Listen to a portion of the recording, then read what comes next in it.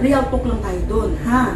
So, ang Diyos kasi marami siyang way kung paano niya gamitin yung kapangyarihan niya. But never ako nagsabi sa sarili ko na isa akong propeta. Never. Never ko pong iniisip yan.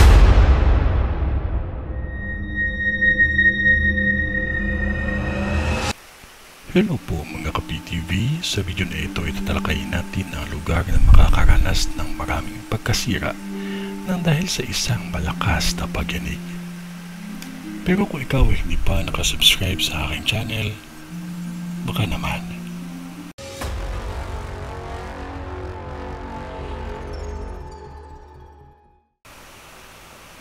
Mag-ingat kayo dahil may lindol na maapektuhan talaga ang probinsya ninyo. Kaya advice ko, bumili kayo ng flashlight. May lindol na naging sanhi ng madaming damage.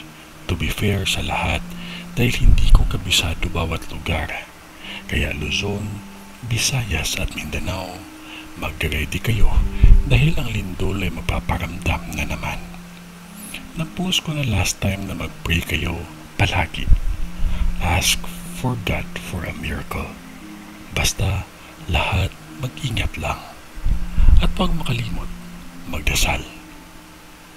Ito ay ang bisyon ni Madam sa Siquijor. Kung ano man yun na wala pa ding makakatalo sa taimtim na panalangin natin sa Diyos Amang makapangyarihan sa lahat. Magtiwala lamang po tayo sa Kanya kasi mahal niya po tayo. Sa ngalan ng Diyos Ama, ng Diyos Anak, at ng Diyos Espiritu Santo. Amen.